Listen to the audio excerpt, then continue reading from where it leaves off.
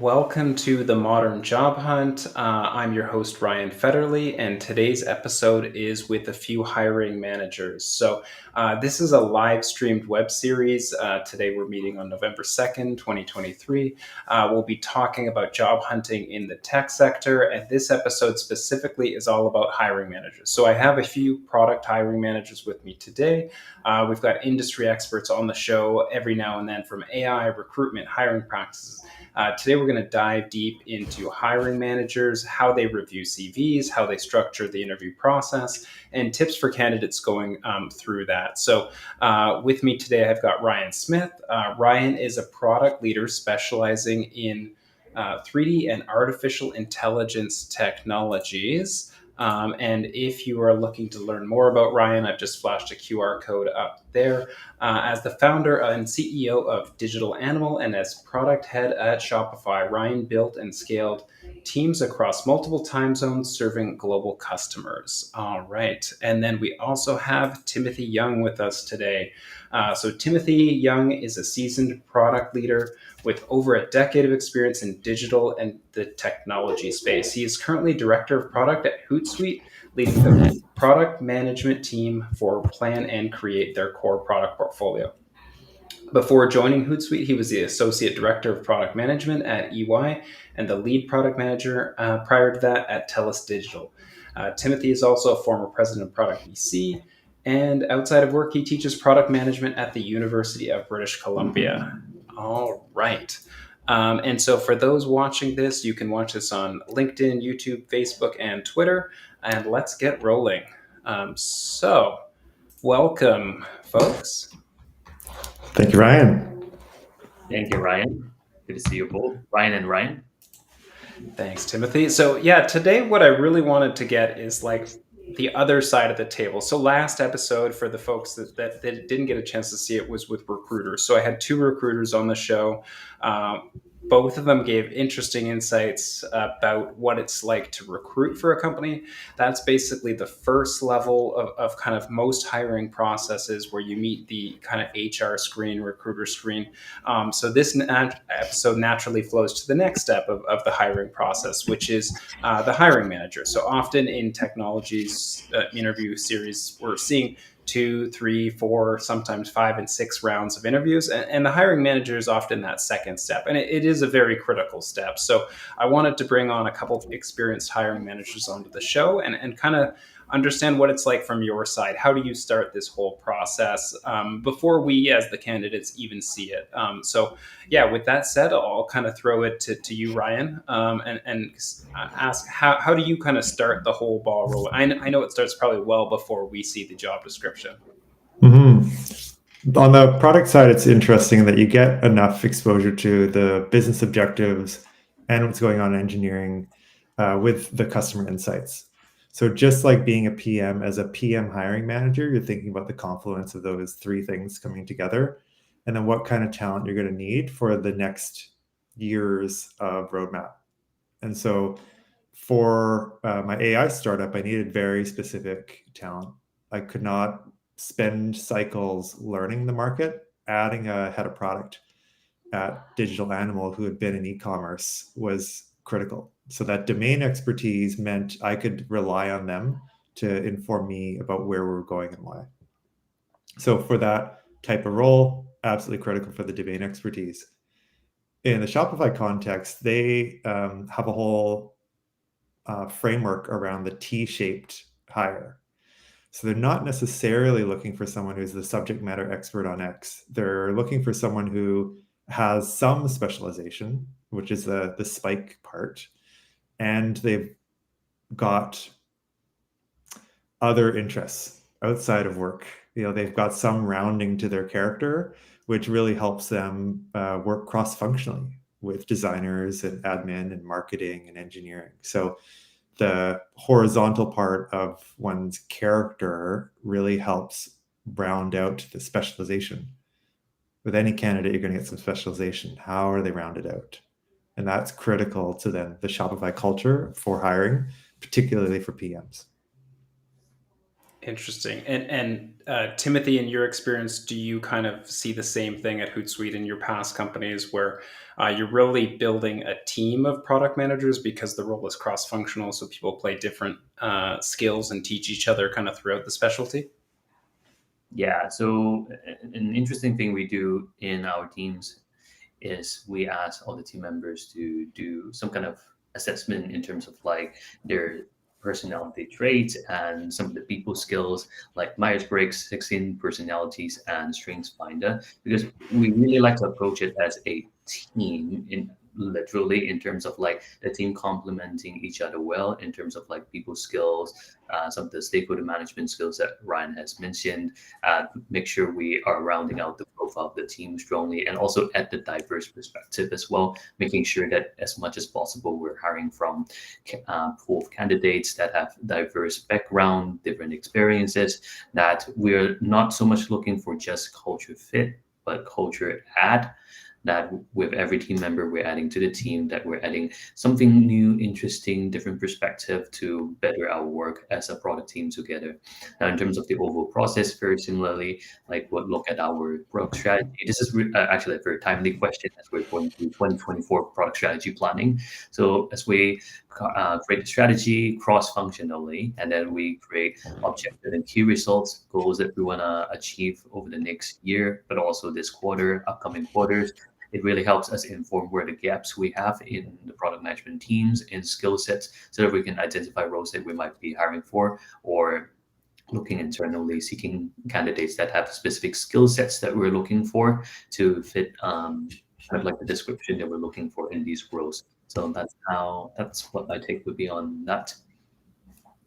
Yeah, I think that it's interesting your comments about like cultural fit and personality fit and whatnot. The other day, I actually had my first personality assessment as part of a pre-screen before recruiters. I'd never seen that before, but the Greenhouse ATS system basically kicked out this personality thing. I must have scored reasonably well on the CV, and then it spat that out, and then I had to submit that. So I feel like companies have said cultural fit is a factor for a long time, but we're starting to even see personality assessments as part of the overall screening process. Yeah. It feels a little like makes me feel cagey in that I'm being classified and I might not trust the classifier.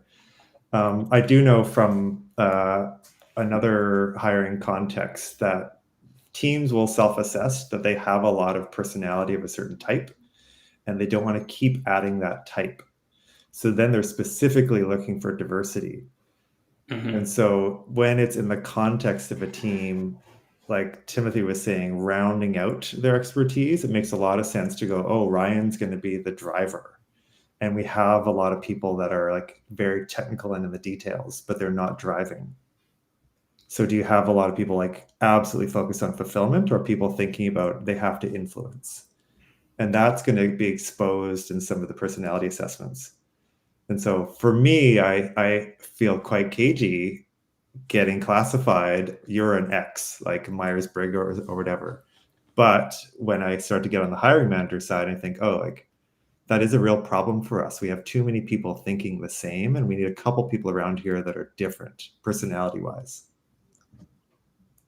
That's a really interesting perspective, Ryan. At Hootsuite, we don't actually, at least currently, we don't ask candidates to fill a personality assessment. We kind of, what at least in my team, we do it after the team was formed, or we have like new folks coming in after the fact that they've been hired. Then we get them to do the assessment. We currently still use it mostly as a tool to help get the best out of everyone and help everyone understand the different working styles and how to work better with each other, how to better collaborate. But it would be interesting to see, like, to Ryan, Fetterly's point earlier on if more ATS are mandating these personality tests, because I can see, like, to Ryan Smith's point earlier, I can see both pros and cons in that approach. Mm. Yeah, and I mean, for everyone watching, I kind of view finding a job in tech as a combination of skills, personality, and a whole bunch of factors. and what the other team needs. It's really like a lock and a key. Like there's so many different factors, and that's why when I talk to my other fellow job seekers that I connect with, it's a numbers game, because like you could have an amazing technical background but you're not a personality fit, or you're amazing personality but you're not a technical fit. So really you have to take a fairly wide approach. And if you have a deep clean tech background, there's all these other factors that like may not make you a great fit for another clean tech company, which is something that I think you just have to understand. And I think I view getting later into interviews and getting like a dismissal or an unfortunate notice as kind of like, okay, we both found out that it wasn't the right fit. And so you really have to do enough of these to figure out where you're going to stick. And like, how early does this process start? Like, I view your roles as kind of like a team is like your product as a hiring manager, and so you're kind of always evolving that product team. And so is hiring always on your mind? Like kind of similar to roadmap management? Is it always that you're looking for budget or looking where the Yeah. gaps are, and how does that work? I'll throw in something a little spicy, and that's there was a phase up until about 2021 when hiring was attached to growth, and when you had a lot of growth capital, how you were hiring was one of the metrics that the team was reporting up to their investors. And so hiring and adding headcount was a positive metric for how the company was doing, implying that as you're adding FTE, you're also adding revenue and you're adding market share, blah, blah, blah. And that's simply not the case in 2023 and definitely not in 2024. To add And to so Ryan, I just kind of want to close that to say it was. And now there's sort of a rationalization and how to be more like increasing efficacy. Timothy, sorry. no, all good. Well said, Ryan. And I was gonna add to what you were saying, Ryan. So in the current economic environment we're in today, finally the mentality of growth at all costs is cultivated. It means where every company and organization is thinking deeply about what needs are they hiring for, if they even should be hiring. And in our cases, like if we're looking for a very specific type of skills, now when we have the right people on the team, a lot of hard skills can be trained, but there's some specific subject matter expertise that you may want to bring someone external in. Then that is where you start to think about, is there an opportunity to hire? But to Ryan's point, there's so many factors in play these days, like in terms of like budget, in terms of like the how it relates to growth numbers and all that sort of stuff.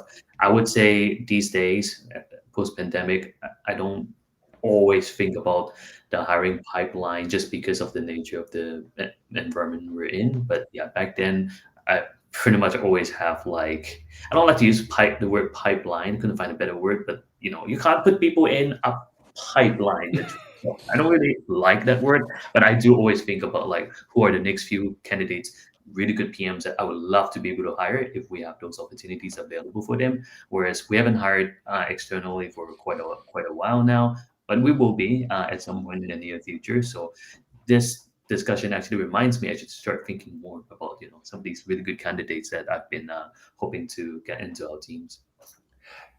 And so then going back to the rounding piece, has the mindset of a hiring manager shifted from adding to the team to round out the team to rounding out the existing players by upskilling and cross-skilling them? Is that kind of your mindsets have shifted to, these are the resources I have, how do I round them out a little bit more? In the like absurd economic market we're in, I'm seeing a lot of teams shift where their talent, like a talent attention is, and that they're shifting some people out of the company doing layoffs, but they're bringing new people in. And so it's in some cases a sort of a substitution. There was say, for product managers in particular, growth teams, and there was growth capital, and there was a lot of growth hacking, and there was a whole like growth. And now there's billions or maybe $1 trillion pulled out of the market, no longer fueling that growth.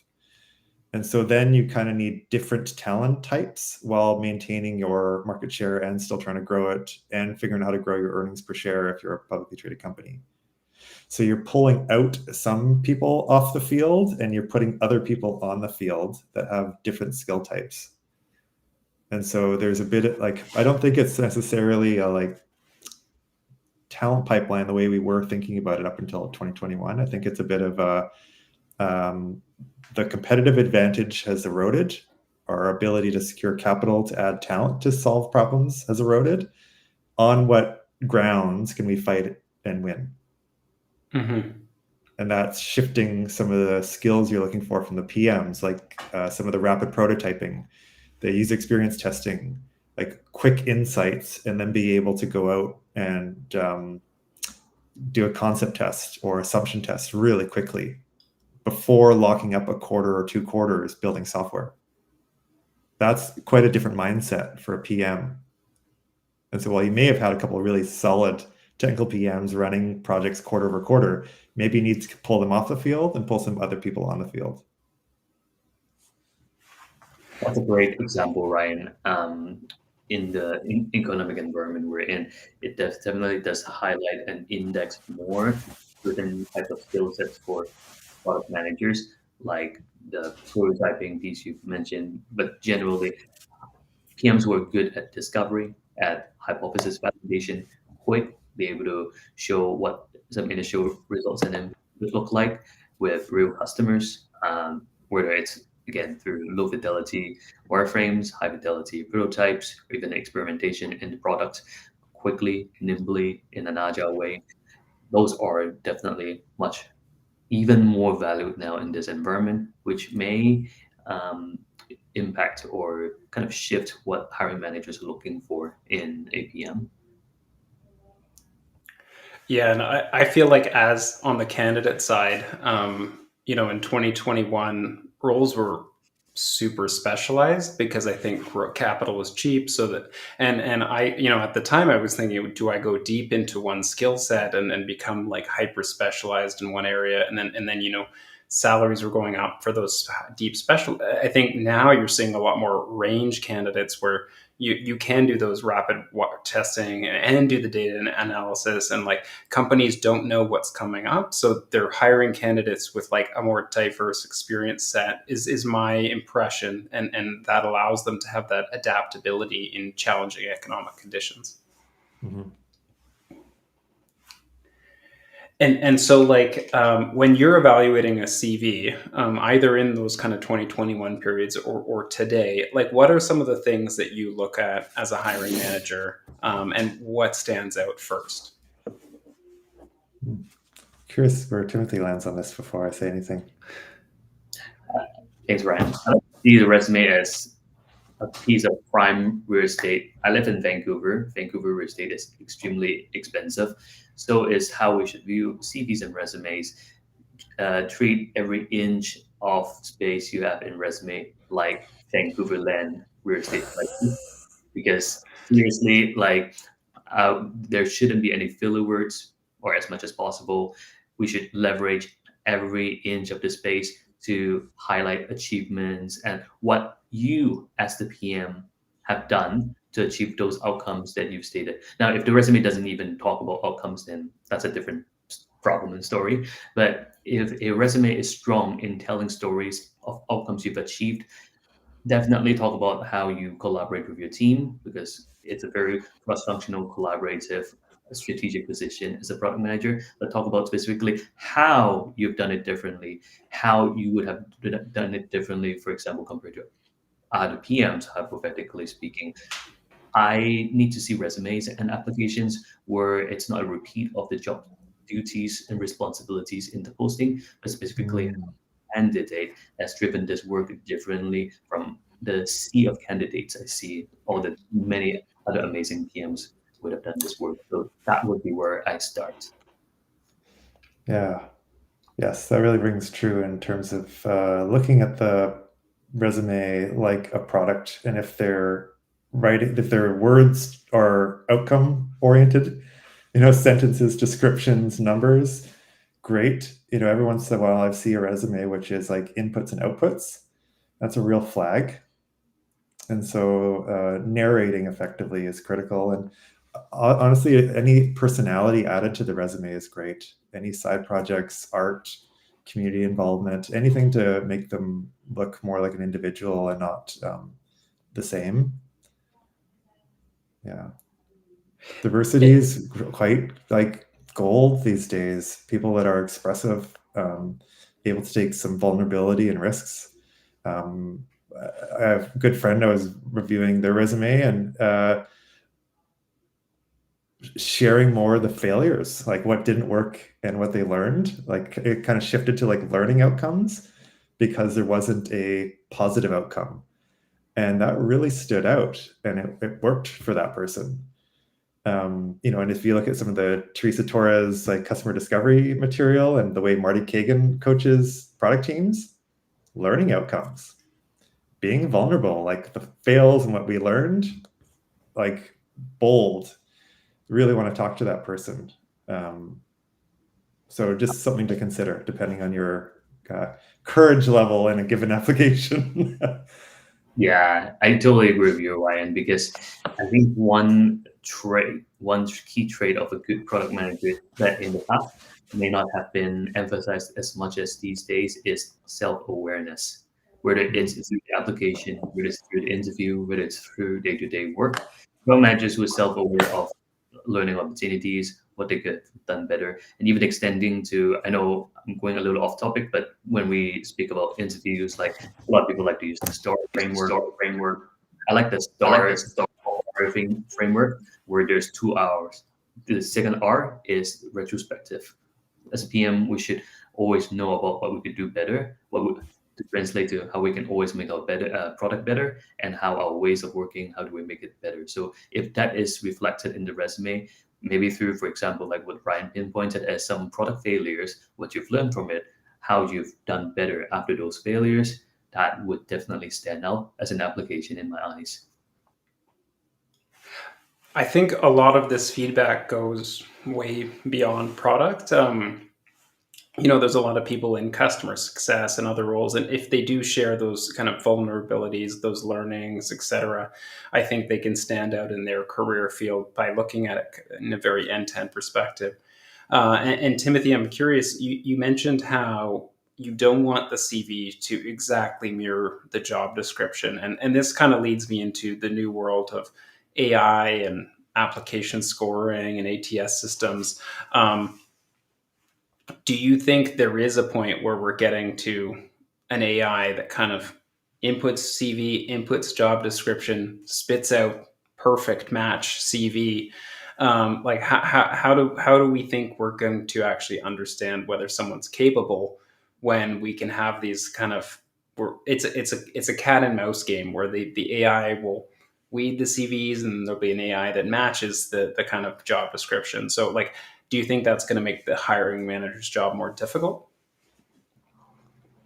Until AI can replicate all of us as hiring managers, I think there's always going to be the hiring managers, the hiring team, the recruiters, and a lot of human team members that make sure we each play a role in ensuring that candidacy of the job applicant truly meets the profile of what we're looking for.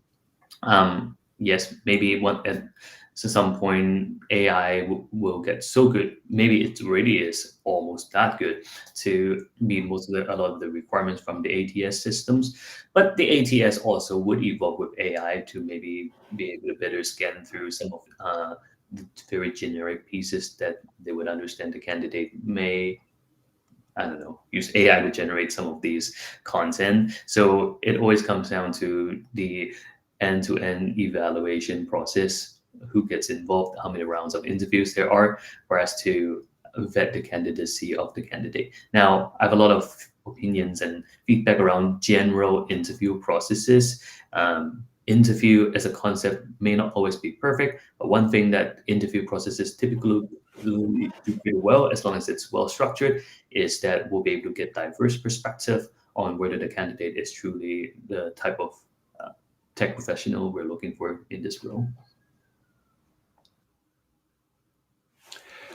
And Ryan, nowadays there's so many rounds of interviews as the hiring manager. How often do you get to craft that, or as Shopify, maybe it was very structured and there's always 5 rounds, and maybe you got to add a sixth or take one out. Like how do you guys feel, like as folks that have worked at big corporate companies in the startup landscape? How much flexibility do you have? And I think some of that structure is probably good, having guardrails, but some of it may kind of slow down the process. It's a little bit different everywhere. My own hiring process when I was applying to be a product lead at Shopify was 10 hours. It was a crazy number of conversations over 2 months. And then for other interviews I was participating in, they had I forget when it was. I think it was either the end of 2020 or 2021 when Shopify was just like a rocket, like absolutely absurd growth. They hired 2,000 people in like 18 to 24 months. We were doing interviews, like I think the expectation was like 1 to 3 every week. As a PM, you need to be on 1 to 3 interviews per week with all the inbound candidates moving through. So it was a lot of extra hours because you got prep time, you got post time, you got your debrief and like scoring everything. So it was a lot of overhead. And then another Silicon Valley company had 5. And there you've got a lot of the senior level people tied up. There's like 4 directors, 4 hours there, plus the team, the hiring manager, and the other PMs on the team. It's a lot of overhead to move candidates through. And so, like, kind of linking your question to the prior question, your LinkedIn profile is absolutely critical. You're going to have your print resume. You're going to upload your PDF in some cases. You're going to have LinkedIn. People in the interview, like me, are going to pull up your LinkedIn profile and probably ignore the PDF. I'm trying to look at like the narrative and understand the story of the person and their progression, and while like thinking about the other people on the team and what like they might need, and then how to expose like exception management. Where might this fail? This person at this stage is amazing. Where might it fail? Either due to us or like something that the candidate might get tripped up by in this environment, having not worked in enterprise or not been in a platform or not been in whatever. And so it's not on the candidate at some point. You are starting to manage the risk of making the hiring decision by the time you're in like meeting the directors or hiring manager. If that kind of closes the question in a loop.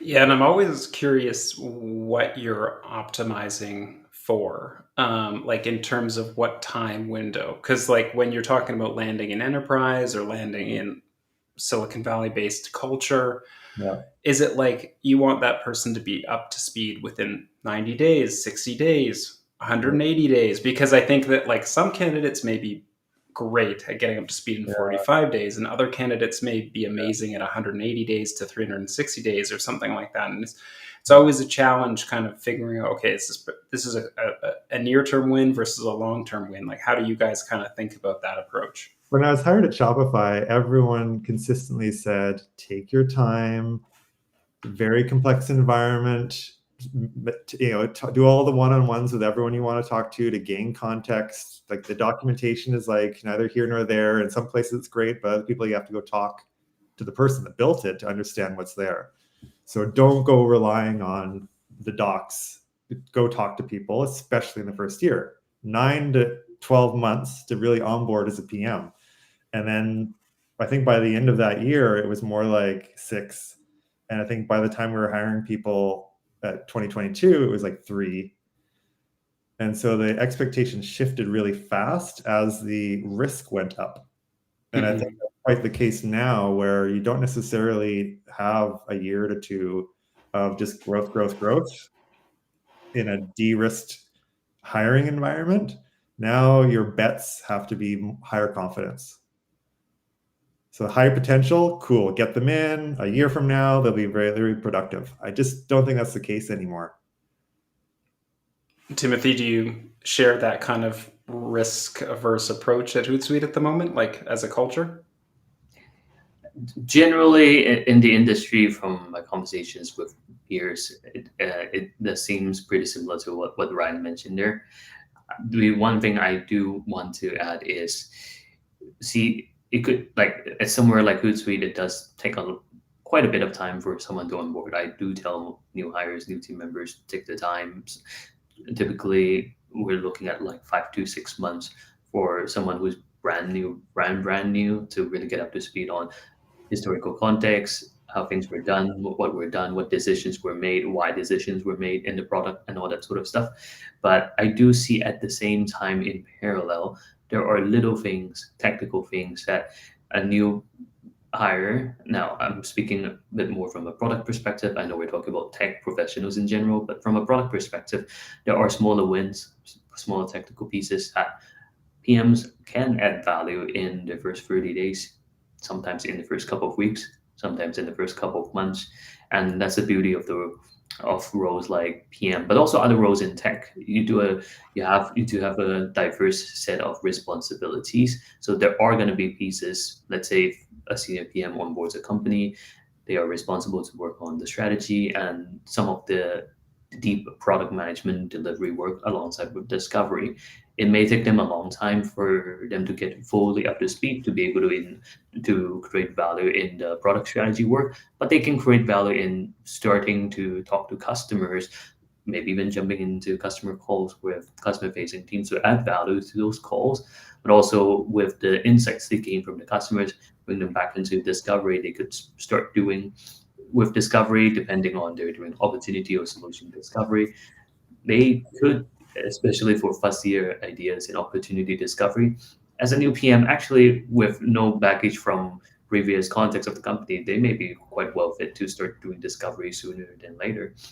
So, favorite two words in product management, it depends, but I truly do believe it depends. And there is value to be created and delivered by new peeps, even in the first 30 days or so.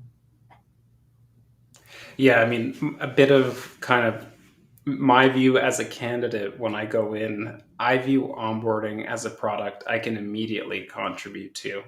So I think anyone starting a job in the next 3 months, that is what you can contribute to the most. I view it as like, okay, if it takes me 4 months to onboard, how can I make it 3.5 for the next person to come through? How can I look at all these documents and say, what little bits can I add? What hyperlinks can I improve? Who can I interview to kind of like accelerate this onboarding flow, and cross-link and all that kind of stuff in Notion or Confluence? Because often these things need to be repeatedly kind of updated to remain relevant, and sometimes they're way out of date. So I think that's a great piece of advice for anyone starting a job soon. It's like, how do you work with your team to improve the onboarding product? Because that is something that you can contribute to immediately. Now, we do have a question from Catherine. Do you appreciate tasteful humor in applications? It depends. Tasteful is kind of subjective. You can definitely pick up funny.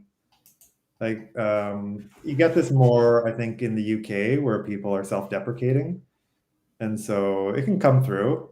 It just really depends. It's great to see something, but when it's say sarcastic or like critiquing others, like more dark humor, that can be quite a flag, I would say. I agree with Ryan. Some lighthearted humor, being witty a little bit, it's okay, and sometimes can help you stand out as a candidate. But some other humors that are made, especially ones that's made at the expense of others, Yeah. probably a good move. And it also depends on the culture of the team and of the hiring organizations. If you're applying to a large enterprise with hundreds of thousands of employees with a pretty um, corporate kind of culture, then I probably wouldn't take that risk. But if you're applying at like a fun local tech startup, sounds like that might be a fit. Ultimately, it also comes down to your research of the company too, in terms of what their guiding principles, values, culture may look like based on what you find on the internet. And from coffee, you might have taken coffee, tea, kombucha, whatever form of drinks you take with team members through networking. So that would be my take on it. Very similar to Ryan's. And I think as a candidate, I've been surprised recently by success bias. So if you do include humor, and humor comes up in a lot of the interviews that you do, is it because humor is working on most of your applications, or because you're only getting through on the ones that do appreciate the humor? And in my particular context, I was including things on the first page about like favorite foods and like hobbies and stuff like this, which is atypical to include on the first page. And then when a recruiter commented on it, I put it to the second page. It hasn't come up as much, but my interview rate for first rounds went way up because I changed my real estate allocation, similar to like Timothy. So like it is very difficult to understand, like, is this atypical thing getting me more interviews, or is it actually getting me less because I'm not using my real estate appropriately? So that's what's hard as a candidate. You never know. Yeah. Sometimes it can be a distraction if it's like right off the top. If it's like we've already built the rapport, we're already in, and now we're starting to like connect. Cool. So there's a bit of like sequencing there for sure. Yeah, and I find that typically humor, when it less risky place for humor to come through is in real-time conversations. So interviews, it's a great time to showcase your humor. If you are a little unsure on whether you want to put humor on your application, that might be your gut telling you, maybe I'll hold off until the interviews once I get to meet the team and see what they're like, what their culture looks like, and I will reserve and save those humors and jokes for that time. Yeah, as a product person, I definitely feel like I wish I had like a Pendo or an Amplitude for my job hunt, and could I use different CV variations and understand the success rate and like what is brought up? Like there are things like Teal and others that track submissions, but you can't A/B test a CV right now in a great way, and it is also difficult because every job is different, as we discussed earlier about rounding out. So maybe you include the right thing on it. It's so hard to know what is working and what is not. I'm finding that you get the best feedback after 2 or 3 rounds, but that doesn't pertain to the CV itself. Often it's pertaining to the interview. So yeah, it's a very hard kind of problem to tackle. So kind of jumping into like hiring overall. One thing that, so when I was reaching out to folks on this, like a few of us we know, like a friend of mine is a GPM called Pam. She also does hiring, and but when I was trying to find hiring managers that were not men in the product space, my network is surprisingly male. And how do you guys kind of view diversity and inclusion when, like, I wouldn't blame you if your team was all male to say I'm going to hire a female, and like immediately when I apply as Ryan Federley, I'm out. It's just rounding the team out. But it's like how do we tackle this in a way that you have to return to shareholders, but like how many percentage of females apply, and then if you throw out all the males, like what does that do to your hiring window, and how do you view DEI as part of like the modern job hunt process as a hiring manager? I definitely wouldn't apply to some place where I saw it was all men or all of any like it's a flag on the applying side if you see a lack of diversity. So then it's like they're not in a good position and they're kind of needing you, or are you adding to the problem, or are you like trying to solve the problem for them by bringing in different like lived experience? I quite like Google had done like a longitudinal study on what drives candidates to accept an offer. And one of the things that had the highest correlation was when there was a woman on the hiring panel, it was like 2 to 3x a woman would accept the offer. And so when you think about like a group PM being involved in the process who's female, a female candidate is far more likely to accept the offer. And then similarly, like if you're, a male candidate, you kind of are already in a privileged space. You've probably had a whole bunch of opportunities to grow along the way. And so then you just have to continue to position your product. And there's a lot of cases where it's not necessarily going to be the like DEI quota approach, but every team is trying to get the best candidate. And when they can, they're trying to round out their team. And then how do they need to round out their team exactly? Complex, but there's some better data every year to help people make these types of decisions. That's great points, and I'll throw it to Timothy just after adding a top up. But it does sound like if you're a male hiring manager, making sure there is a female on one of the rounds that is interviewing is a must-have in the modern tech space if you want to fill a role with a female IC. It sounds like that's a great piece. So I'll pass it to Timothy for some top-ups. Actually, maybe go beyond that a bit. I would say having female team members involved with the interview rounds, it is critical, not just for having female candidates accepting offers, but generally having a diverse view in selecting the best candidates for the role. So I'm in a privileged position and very happy that my team are mostly female. My product managers on my team, we have a lot of female on the team, which gives a lot of great diverse perspective. I can't remember if it's Forbes or another organization that did this research, but out of the Fortune 500 or 100 companies where the company boards have a good representation with a number of female executives on the board, those companies generally perform a lot better and make a lot better decisions. And I see this reflected in product management orgs, in teams, in tech companies as well. So I would say it's a non-negotiable. Do as much as we can to support the diverse, equitable, and inclusive workforce space.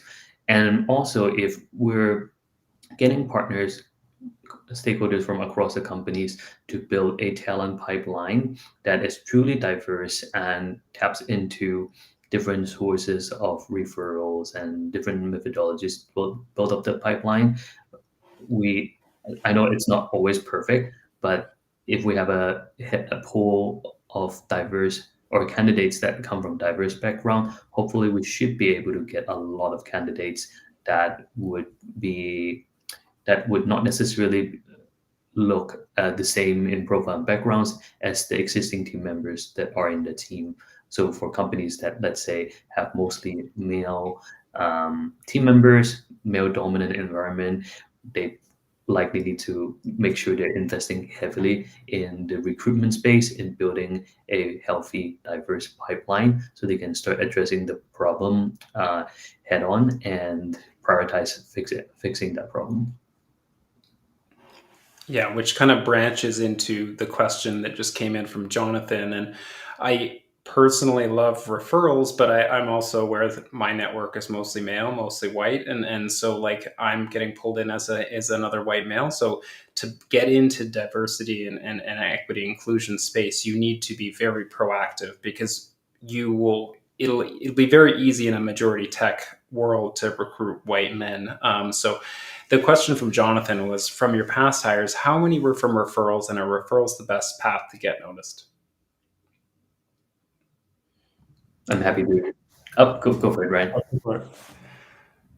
I was just going to say, interestingly, as a candidate, I've never gotten a role that's not from a referral, or let me word it properly. All the roles I've had in product management was me being referred to the company. So I truly believe in the power of referrals. And referrals really help. I know we mentioned the word risk a couple of times earlier, Ryan. Referral does benefit the hiring team in terms of reducing uncertainty and risk because they're vetted. Social proof is a big piece. Well, I mean, I work for Hootsuite, so I talk about social a lot, but social proof is definitely massive because hiring a candidate, the candidate that might not end up being the right candidate, is costly to the company. It's costly to the organization. And to Ryan Smith's point earlier, in this economic environment, making a move that is less than ideal when it comes to hiring, it's a pretty costly decision. So referrals in whatever economic environment works really well. Most of the folks that I've hired through referrals turns out to be really strong team members. Some of them have moved on from companies I've worked at, and we stay in touch. And when the next opportunity comes, I knock on their virtual door and goes, "Are you interested in seeking your next opportunity?" I really like what Ryan Fetterly mentioned earlier too. We need to be proactive to expand our network, and not just the number of people we know, but also meeting folks, professionals from different backgrounds, because referrals is great, but referrals could also create that bias depending on the existing network that we may already have. So I would say it's something that we should prioritize. Uh, we talked about pipeline, but networks equally important to be proactive to build out network. And it's so fun to meet with so many people from different backgrounds too. I see networking of not a chore, but it's actually a fun thing to do. Like it's like meeting new friends, making new friends. At the end of the day, like as you meet people, new people, you could talk about your profession, you would talk about product, you could talk about engineering, but you probably would want to spend a bulk of your time getting to know that person. At the end of the day, we're all human. So that would be my take on it. We're all located in the BC area, like we're in Western Canada. So I kind of would relate that to like a smaller town or like a tier 2 or 3 tech city. I would like San Francisco, New York being kind of tier 1.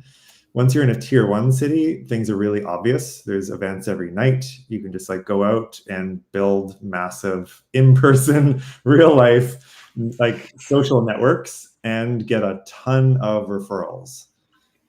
When I've lived in both those cities as well as Los Angeles, all you need to do is go outside and go to a tech event 2 or 3 times a week. And after a bunch of weeks, it's just compounding interest. And you're going to get referred to wherever you want to get referred to. As soon as you're outside of those very dense talent markets, things suddenly become a little bit more tribal or a little bit more cliquey. Vancouver is pretty well known for being cliquey. You know, try going to like Winnipeg or like Denver or, you know, Raleigh, Durham, right? It gets harder and harder. And so then the referral and the introduction to that company you want to work for is harder to get. There is I forget if it was, I won't say the company's name, but she was a managing partner at a major VC and then went to a publicly traded company as a managing director there. And she described to me, if you're like not a white man, it's twice as hard. If you're not in a tier 1 city, it's twice as hard. If you're too young or too old, it's twice as hard. And she kind of like listed out all of these biases to hiring and getting, say, venture capital. She's like basically the same, whether I'm like hiring or whatever. And it's very, very true. So then as a PM, it's like, that's the market. These are barriers to entry. I need to figure out how to like unit test or do rapid prototyping in order to see if this is the market I want to go after with my product. And now I'm going to like tear through LinkedIn to find all the employees at this company and hit them up, like asking for connections, just engineering, product design, finance. I don't care. I'm just going to like hit them all up and see if anyone replies. And if no one replies, they're a walled fortress. There's no getting in there. So I should discount them as maybe it's not the culture that's going to be a fit. Like, I really want to be an Apple, but guess what? They don't reply. Right? I don't live in Cupertino. It's really hard to get into. Counter then is like, I really want to get into, say, Epic Games. I mean, they just ran layoffs, but they're going to be back hard. They're in Georgia, North Carolina. Hard to get to.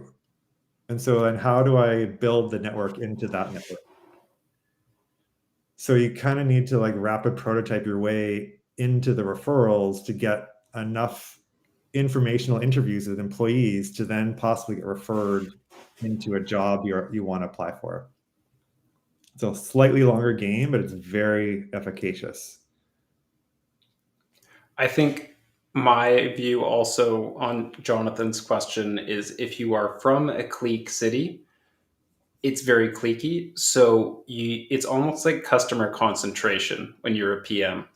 If you were reaching out to someone, we're in Canada, for a role at TELUS in a down market right now, or a role at Workday, everyone in that community is reaching out to the handful of PMs that are probably on that team, which goes back to kind of the strong and loose ties concept of networking, where you can have your strong ties to your community, but those of us that have weak ties to multiple different communities, and you tap it, if you know people in the Toronto community and the LA and the San Fran community, then it allows you to tap way beyond what someone within a clique community can reach. But it like overall, to summarize, it does mean that we have to work twice as hard on the DEI and other aspects. Otherwise, we're just going to get flooded with our own internal networks, and it'll continue to stay that way. So, yeah, and interestingly enough, I didn't mean this, but I actually was referred to a role while working at TELUS by Timothy, our lovely guest here, for TELUS Digital. So it is a very small space, and it does work. I've had some roles be referrals and others not. It's really like a kind of, you have to bet on both sides. But yeah, and so we're going to start wrapping up here. I think one of the questions that I had for you guys is, what did you learn as you started hiring people? Like, what did you learn on your first, second, third, fourth hire that you're like, this is something I've learned, and this is something that I think all candidates should come through? Because I think hiring is similar to job interviewing, where you probably get better every time you hire a new candidate. I can take a stab at it. I think in all the cases, the bias training, like when I was founder and CEO, I needed to figure it out fast. And I started to like call and get help on initially a hiring plan. And as I started to talk to other hiring managers, they were like, bias training. And like, who are you looking for and why are you looking for them and what's the rationale and how are you going to onboard them and, create the conditions for their success. And then at Shopify, there was the diversity inclusion bias training. There was like the rubric used to qualify candidates, like all the subjective elements in, the recruiting, the interviewing, and like, the first 90 days, can be solved for. Like quite like having that Predictably Irrational, if you know that book, or Thinking Fast and Slow, the more you're able to understand the biases in the system, the better you're able to counter to get the desired outcome. And it's very similar to the way PMs have to think. Like lots of ideas, but you actually have to implement it and it has to be adopted. I don't think the hiring funnel is all that different. I agree with Ryan. And it is not all that different. So yeah, and the bias training piece is super important too. As I think there's even more emphasis on it in recent years, which I'm very pleased to see.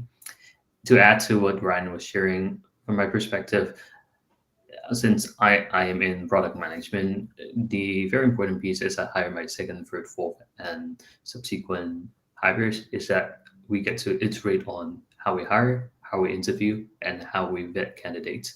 So I've seen some candidates where we've hired the candidate, they interviewed extremely well, but when it comes to day-to-day work, they're okay, not bad, but not nearly as good as we thought they might be during the interview process. Conversely, we've seen candidates who didn't interview as well, but we still ended up hiring them, and they were superstar at work. So I think it helps us figure out how to better refine how we as hiring managers ask better questions as well. And sometimes, depending on the personality or the background of the candidate, they may have sometimes inadvertently miss an opportunity or two in highlighting some of their core strengths. Now, in some type of roles, like especially if you're hiring very senior, maybe even executive level product roles or engineering roles, maybe we would be like, oh well, the candidate should be able to identify that themselves. But sometimes, especially if you're hiring like junior, intermediate roles, it is not as apparent sometimes for these folks to hide. Bless you, Ryan, to bring out some of the best of their capabilities during an interview. So some guidance from the interviewer is much appreciated. It's a two-way conversation too, especially in modern tech companies. It's not so much like there's a checklist, you need to hit like 98% for you to be a qualified candidate. It should be conversational, and that's something I've learned over the past few years as a hiring manager. Let me just add to that. It's fascinating being in an interview process when the person leading the interview is clearly helping the candidate express their best self versus someone who's got a more the hard-nosed behavioral interviewing style and is just cold. And that was a style that was trained for a long time to remove bias. And I've been in interviews recently for senior roles where they're asking leading questions. They're treating it more like they do user experience research. And so they've brought UXR training into product management interviewing. And it's awesome. There's so much more trust and a better story gets told. Tell me about this. You hit a key event. Tell me about what was going on there. How did that make you feel? And like just going through the user journey with a candidate was awesome. And it's a nice filter for you as you're in an interview process and they're hard and cold doing a 2010 style behavioral interview. Might be a flag for you. Great. Driven instead of understanding you as a human. Mm-hmm.